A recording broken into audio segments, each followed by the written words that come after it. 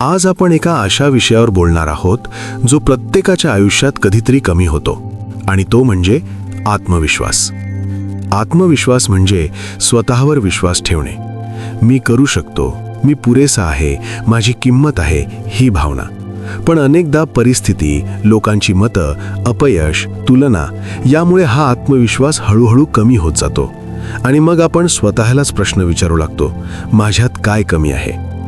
आजची ही गोष्ट, ही चर्चा तुमचा हरवलेला आत्मविश्वास पुन्हा जागा करण्यासाठी आहे. एक छोटीशी गोष्ट सांगतो. एका छोट्या गावात राहुल नावाचा मुलगा होता. अभ्यासात हुशार, पण खूप शांत. शाळेत तो कधीच पुढे येऊन बोलत नसे. शिक्षक प्रश्न विचारायचे, उत्तर माहीत असूनही तो हात वर करायचा नाही, कारण त्याला भीती वाटायची. चूक झाली तर, सगळे हसले तर. हळूहळू ही भीती त्याच्या आयुष्याचा भाग बनली. कॉलेजमध्ये गेल्यावरही तो स्वतःला इतरांपेक्षा कमी समजू लागला. मित्र होते, पण तो स्वतःला कधीच व्यक्त करू शकला नाही. आतून तो सतत स्वतःशीच लढत होता. एक दिवस त्याच्या आयुष्यात एक घटना घडली. कॉलेजमध्ये भाषण स्पर्धा होती. राहुलचं नाव त्याच्या मित्राने मुद्दाम दिलं. राहुल घाबरला, त्याला रागही आला. तो मित्राला म्हणाला, मी नाही करू शकत. पण मित्राने फक्त एवढंच उत्तर दिलं, तुला बोलायला भीती वाटते म्हणून नाही, तुला स्वतःवर विश्वास नाही म्हणून. त्या एका वाक्याने राहुल थांबला. पहिल्यांदाच त्याने स्वतःकडे प्रामाणिकपणे पाहिलं. तो रात्री झोपला नाही. त्याने स्वतःला विचारलं, मी खरंच कमी आहे का, की मी स्वतःलाच कमी समजतोय? आत्मविश्वास वाढवायचा पहिला टप्पा इथेच सुरू होतो, स्वतःला ओळखण्यापासून.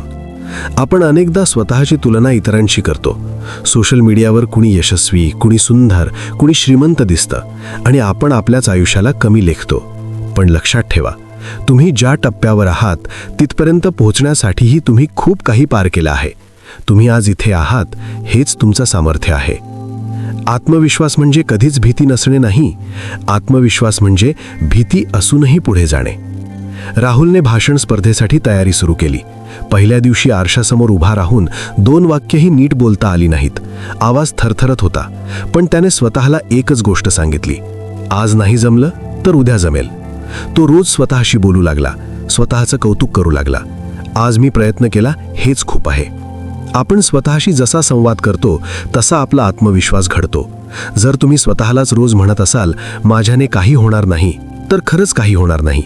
पण जर तुम्ही म्हणाल, मी शिकतोय, मी वाढतोय, तर तुमचं मन त्यावर विश्वास ठेवायला लागेल.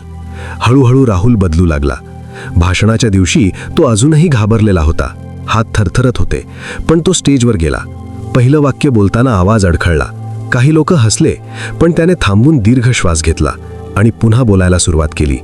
त्या दिवशी राहुल पहिला आला नाही, पण त्याने स्वतःवर विजय मिळवला. आणि हाच खरा आत्मविश्वास आहे. परफेक्ट असणं नाही, तर प्रयत्न करत राहणं. आपण अनेकदा आत्मविश्वास बाहेर शोधतो.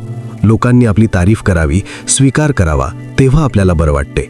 पण खरं सांगायचं तर आत्मविश्वास आतून येतो. तो रोजच्या छोट्या सवयींमधून तयार होतो. तुम्ही स्वतःशी दिलेली वचने पाळता का? तुम्ही स्वतःचा आदर करता का? तुम्ही स्वतःला वेळ देता का? जेव्हा तुम्ही स्वतःसाठी उभे राहता, तेव्हा आत्मविश्वास आपोआप वाढतो. राहुलने एक गोष्ट शिकली, लोक काय म्हणतील यापेक्षा मी स्वतःबद्दल काय विचार करतो हे महत्त्वाचं आहे. आज राहुल एका कंपनीत चांगल्या पदावर आहे. अजूनही कधीकधी भीती येते, पण आता ती भीती त्याला थांबवत नाही. मित्रांनो, आत्मविश्वास म्हणजे जन्मजात मिळणारी गोष्ट नाही. तो सरावाने येतो. तो पडून पुन्हा उभं राहण्यातून येतो. तो स्वतःला स्वीकारण्यातून येतो. जर आज तुम्हालाही असं वाटत असेल की मी कमी आहे, तर एक क्षण थांबा. तुमचा प्रवास आठवा, तुमचे संघर्ष आठवा, आणि स्वतःला म्हणा, मी अजूनही इथे आहे, म्हणजे मी मजबूत आहे. आजपासून एक छोटा बदल करा. स्वतःशी प्रेमाने बोला. स्वतःची तुलना थांबवा. छोट्या यशाचं सेलिब्रेशन करा. आणि लक्षात ठेवा, आत्मविश्वास म्हणजे इतरांपेक्षा वरचढ होणं नाही, तर स्वतःशी प्रामाणिक राहणं.